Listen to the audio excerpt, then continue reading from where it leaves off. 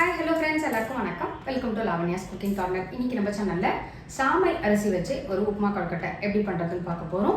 பொதுவாக இந்த சிறுதானியங்கள் எல்லாமே வந்து ஒரு உடம்புக்கு வந்து ரொம்பவே நல்லது. டயபெட்டிக் பேஷண்ட்ஸ், அதுக்கப்புறம் வந்து வெயிட் லாஸ் பண்ணணும்னு நினைக்கக்கூடியவா எல்லாரும் இது மாதிரி மில்லட்ஸ்லாம் எடுத்துட்டோம் அப்படின்னா உடம்புக்கு வந்து ரொம்ப ஹெல்த்தியாகவும் இருக்கும். அதே சமயத்தில் உங்களுக்கு வந்து நல்லா சீக்கிரமே வந்து டைஜஷனும் ஆகும். இதை வந்து நீங்கள் பிரேக்ஃபாஸ்ட்டாகவும் பண்ணலாம், இல்லை ஸ்நாக்ஸாகவும் குழந்தைங்களுக்கு வந்து பண்ணி கொடுக்கலாம். உடம்புக்கு வந்து ரொம்பவே நல்லது. இந்த சாமை அரிசி வந்து பார்த்தீங்கன்னா இங்கிலீஷில் வந்து லிட்டில் மில்லட் சொல்லுவாள். மில்லட்ஸில் வந்து பார்த்தீங்கன்னா நிறைய விதமான ரெசிபிஸ் வந்து பண்ணலாம். அதுவும் இந்த சாமை அரிசியில் வந்து தோசை வாத்தோம் அப்படின்னா தோசைக்கு மாவு வச்சு ரொம்ப ஃபஸ்ட் கிளாஸாக இருக்கும். ஸோ டைம் கிடைக்கும் போதெல்லாம் நான் வந்து உங்கள் கூட அது இல்லாமல் வந்து ஷேர் பண்ணிக்கிறேன். இன்றைக்கி வந்து பார்த்தீங்கன்னா இந்த சாமை அரிசி வச்சு உப்புமா கொழுக்கட்டை, அதாவது பிடி கொழுக்கட்டை எப்படி பண்ணுறதுன்னு பார்க்க போகிறோம். நல்ல காரசாரமாக ரொம்ப சூப்பராக இருக்கும். இது கூட நீங்கள் வந்து கார சட்னி இல்லை தேங்காய் சட்னி இல்லை நான் மத்தியானம் வச்ச சாம்பார் இருந்தது அப்படின்னா அது கூட வந்து நீங்கள் சாப்பிட்டுக்கலாம். ரொம்ப சூப்பராக இருக்கும். நம்ம உப்பு காரெலாம் நிறையா போடுறதுனால நீங்கள் வெறுமையாக சாப்பிட்டாலுமே நல்லாயிருக்கும். இல்லை சைட் டிஷ் வேணும் அப்படின்னா நீங்கள் இது மாதிரி ஏதாவது சைட் டிஷ் வந்து பண்ணிக்கலாம்.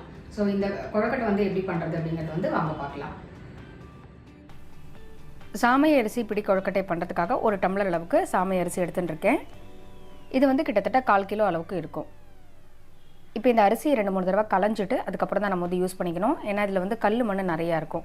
அதனால டேரெக்டாக யூஸ் பண்ண வேண்டாம். நல்லா 2-3 தடவை களைஞ்சிட்டு இதில் இருக்கிற தண்ணியை வந்து நல்லா வடிகட்டிட்டு ஒரு துணியில் போட்டு நல்லா வந்து காய வச்சுக்கலாம். ஒரு 5-10 நிமிஷம் நீங்கள் வந்து நல்லா இது மாதிரி துணியில் போட்டு உலர்த்தி வச்சுட்டேன் அப்படின்னா உங்களுக்கு வந்து வறுத்துட்டு பொடி பண்ணுறதுக்கு சௌரியமாக இருக்கும். அப்படியே டேரெக்டாக தண்ணியோடு அப்படியே சேர்த்துக்க வேண்டாம். இப்போ ஒரு 10 நிமிஷம் ஆகட்டும். சாமை அரிசி வந்து நல்லா தண்ணிலாம் போக ஒரு 10 நிமிஷம் காஞ்செடுத்து இதை வந்து தனியாக நீங்கள் ஊற வைக்கணுங்கிறது கிடையாது. நம்ம நல்லா 2-3 தடவை களைஞ்சிட்டு இது மாதிரி துணியில் போட்டாலே உங்களுக்கு வந்து டக்குன்னு ஊறி வந்துடும். ஸோ வறுத்துட்டு பொடி பண்ணுறதுக்கு வந்து ஈஸியாக இருக்கும் உங்களுக்கு. இப்போ இதை துணிலேருந்து எடுத்துகிட்டு ஒரு பாத்திரத்துக்கு வந்து நம்ம மாற்றிக்கலாம். அடுத்து கடாய் வந்து பார்த்திங்கன்னா அடுப்பில் வச்சுருக்கேன். நல்லா சூடாக எடுத்து இதில் இந்த சாமை அரிசி வந்து சேர்த்துக்கலாம். இதை சேர்த்துட்டு நல்லா வந்து வறுத்துக்க போகிறோம்.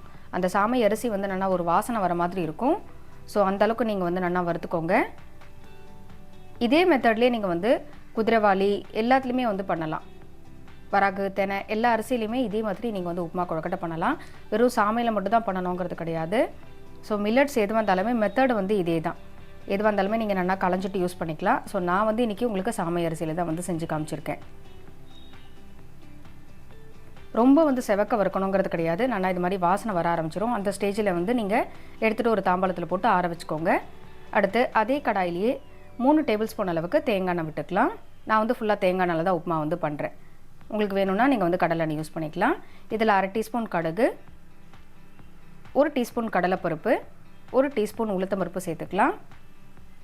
இது கூடவே காரத்துக்காக 2 காஞ்ச மிளகா, 2 பச்சை மிளகா, 1 துண்டு இஞ்சியை வந்து பொடியாக நறுக்கி சேர்த்துட்டுருக்கேன். இது கூடவே கொஞ்சமாக கருவேப்பிலையும் சேர்த்துக்கலாம். இது எல்லாத்தையும் நல்லா இந்த எண்ணெயிலே வந்து வறுத்துக்க போகிறோம். உங்களுக்கு வந்து வெங்காயம் போடணும் அப்படின்னா இந்த ஸ்டேஜில் நீங்கள் வந்து வெங்காயம் சேர்த்துக்கலாம். நான் வந்து போடலை.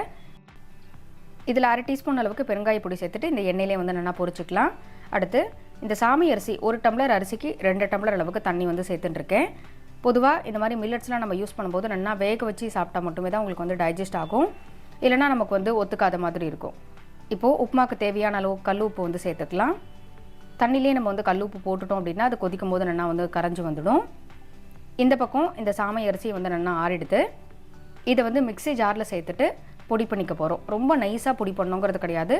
லைட்டாக வந்து நீங்கள் கோர்ஸாக பொடி பண்ணால் போகிறோம். டைரெக்டாக நம்ம அப்படியே சேர்த்துட்டோம் அப்படின்னா உங்களுக்கு வந்து உப்புமா வந்து டேஸ்ட்டு சரியாக வராது. அதே மாதிரி பிடிக்கிறதுக்கும் உங்களுக்கு வந்து வராது.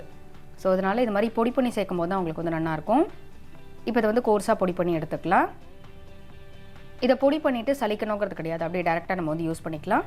கொஞ்சம் குறக்குறப்பாக இருக்குது, அவ்வளோதான். இப்போ தண்ணி வந்து கொதிக்க ஆரம்பிச்சுட்டு இதில் 1/2 மூடி அளவுக்கு துருவின தேங்காய் வந்து சேர்த்துக்கலாம். தேங்காய் வந்து நீங்கள் எண்ணெயிலே போடுறத விட இது மாதிரி தண்ணியில் போடும்போது அந்த டேஸ்ட் வந்து உங்களுக்கு நல்லாயிருக்கும். அந்த ஸ்வீட்னஸோட கலரும் சேஞ்ச் ஆகாது. இப்போ இந்த தண்ணி வந்து நல்லா கொதிக்கட்டும். நம்ம சேர்த்துருக்கிற அந்த தண்ணி வந்து நல்லா கொதிக்க ஆரம்பிச்சுடுது. இந்த ஸ்டேஜில் கேஸை சிம் பண்ணிவிட்டு பொடி பண்ணி வச்சுருக்கிற இந்த சாமை அரிசி வந்து சேர்த்துக்கலாம். ஒரு கையால் கொட்டிட்டு நீங்கள் இன்னொரு கையால் வந்து பார்த்திங்கன்னா கட்டி இல்லாமல் நல்லா வந்து கலரிக்கோங்க. ஒன்ஸ் இதை வந்து நல்லா கலந்து விட்டுட்டு அதுக்கப்புறமா கேஸ் வந்து நம்ம ஹையில் வச்சுக்கலாம். அது வரையும் நீங்கள் வந்து சிம்லேயே வச்சு கலந்துக்கோங்க. இப்போ வந்து பார்த்திங்கன்னா கட்டி இல்லாமல் நல்லா வந்து கலந்தாச்சு. இப்போ கேஸ் வந்து மீடியமாக வச்சுட்டு மூடி வச்சு ஒரு 5-10 நிமிஷம் அப்படியே நம்ம வந்து வச்சுக்கலாம். அடிக்கடி கலரி விடணும், இல்லைனா அடி பிடிக்கிற மாதிரி ஆகிடும். இப்போ ஒரு 5 நிமிஷம் எடுத்து நல்லா வந்து கலந்து விட்டுக்கலாம். ஓரளவுக்கு வந்து பார்த்திங்கன்னா நல்லா கெட்டி ஆகிடுது. இன்னும் கொஞ்ச நாள் இருந்தது அப்படின்னா நல்லா வந்து உங்களுக்கு வெந்து வந்துடும். ஒரு 3/4 பதத்துக்கு நீங்கள் ஒரு 80% நீங்கள் இது மாதிரி உப்புமாவில் வேக வச்சுட்டு மீதி உள்ள 20% தான் நம்ம வந்து ஸ்டீம் பண்ணும்போது அந்த புடி கொழுக்கட்டையாக வைக்கும்போது வேக வைக்கணும். ஸோ 100% வெந்தால் மட்டுமே தான் இந்த உப்புமா கொழுக்கட்டை நல்லாயிருக்கும். இப்போ இன்னொரு 5 நிமிஷம் ஆகிடுது. இதில் இருக்கிற அந்த தண்ணி எல்லாமே வந்து நல்லா ட்ரை ஆகிடுது. நீங்கள் கலக்கும் போதே வந்து பார்த்தா தெரியும். இது வந்து கொஞ்ச நாள் ஆறிடுது அப்படின்னா இன்னும் கூட உங்களுக்கு வந்து நல்லா ட்ரை ஆகிடும். ரொம்ப தண்ணி வந்து கம்மியாக விட்டுட்டோம் அப்படின்னா உங்களுக்கு வந்து கொழுக்கட்டை பிடிக்கவே வராது. இந்த பதத்துக்கு இருந்தால் மட்டுமே தான் சரியாக இருக்கும். இப்போ நான் வந்து கொஞ்சமாக எடுத்து காமிக்கிறேன் எந்த அளவுக்கு வந்து குழைய வெந்திருக்குன்னு வந்து பாருங்கள். இந்த அளவுக்கு ஒரு 10லேருந்து 15 நிமிஷம் நீங்கள் வந்து நல்லா வேக வச்சா மட்டுமே தான் இந்த அளவுக்கு உங்களுக்கு வந்து வரும்.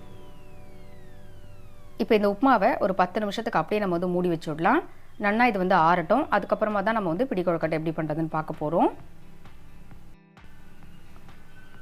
கொழுக்கட்டைக்காக நான் வந்து ஆற வச்சு வச்சுட்டுருக்கேன். நல்லா வந்து ஓரளவுக்கு ஆற எடுத்து கொஞ்சமாக கையில் தண்ணி தொட்டுட்டு உங்களுக்கு எந்த ஷேப்பில் வேணுமோ அந்த அளவுக்கு வந்து நீங்கள் சின்ன சின்னதாக வந்து உருண்டை பிடிச்சிக்கலாம்.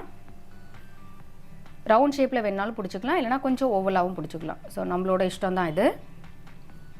ரொம்ப அழுத்தி அப்படி பிடிக்கணுங்கிறது கிடையாது. நார்மலாக நீங்கள் வந்து இந்த அளவுக்கு பிடிச்சாலே உங்களுக்கு வந்து சரியாக இருக்கும்.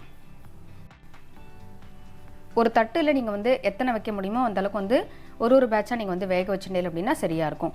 ஒன்று மேலே ஒன்று வச்சு வேக வைக்கணுங்கிறது கிடையாது. ஏன்னா வெந்ததுக்கப்புறம் நல்லா சாஃப்டாக இருக்கும். ஸோ அதனால் நான் வந்து 2 தடவையாக தான் வேக வச்சுக்க போகிறேன். ஸோ அதனால் 2ஆக டிவைட் பண்ணிவிட்டு ஒரு தட்டுக்கு இட்லி தட்டுக்கு எந்த அளவுக்கு வருமோ அந்தளவுக்கு வந்து உருண்டை பிடிச்சிக்கிறேன் நான். இதில் இருக்கக்கூடிய அந்த மிளகாவத்தெல்லாம் வேஸ்ட் பண்ணாமல் அப்படியே இந்த உள்ளுக்குள்ளேயே வச்சு நம்ம உருண்டையாக பிடிச்சிட்டோம் அப்படின்னா அது வந்து வேஸ்ட் ஆகாது. அந்த காரமும் வந்து உங்களுக்கு வந்துடும். அந்த இஞ்சி, பச்சை மிளகாய் எல்லாம் சேர்த்துருக்கிறதுனால அந்த உப்பு காரத்தோட ரொம்ப நல்லா இருக்கும். இப்போ எல்லா கொழுக்கட்டையும் நம்ம வந்து உருண்டையாக பிடிச்சாச்சு.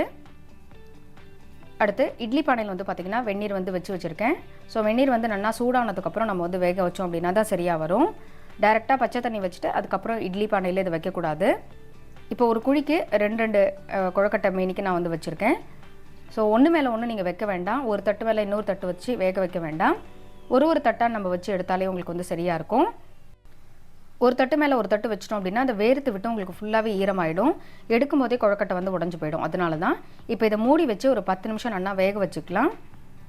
நல்லா வெந்து வந்தால் தான் உங்களுக்கு வந்து அந்த கொழுக்கட்டை நல்லாயிருக்கும். இப்போ ஒரு 10 நிமிஷம் கழித்து பார்க்கலாம். கொழுக்கட்டை வந்து நல்லா வெந்து வந்துடுத்து ஒரு 10 நிமிஷம் ஆகிடுது.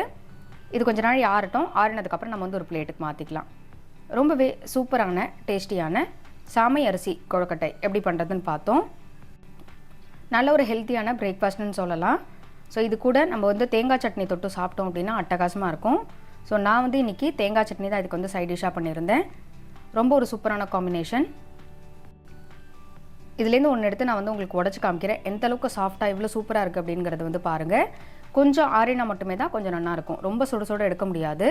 ரொம்பவே சூப்பராக நம்மளோட சாமை அரிசி கொழுக்கட்டை ரெடியாக எடுத்து நம்ம இன்றைக்கி சாமை அரிசி வச்சு உப்புமா கொழுக்கட்டை எப்படி பண்ணுறதுன்னு பார்த்தோம். கண்டிப்பாக எல்லோரும் இந்த உப்புமா கொழுக்கட்டை ரெசிபி வந்து ட்ரை பண்ணி பாருங்கள். ட்ரை பண்ணி பார்த்துட்டு உங்களோட ஃபீட்பேக் வந்து எனக்கு சொல்லுங்கள். இந்த வீடியோ பிடிச்சிருந்தது அப்படின்னா உங்கள் ஃப்ரெண்ட்ஸ்க்கும் ரிலேட்டிவ்ஸ்க்கும் ஷேர் பண்ணுங்கள். மறக்காமல் நம்ம சேனலை வந்து சப்ஸ்கிரைப் பண்ணிக்கோங்க. மறுபடியும் அடுத்த ஒரு வீடியோவில் உங்கள் எல்லாரையும் சந்திக்கிறேன். நன்றி, வணக்கம்.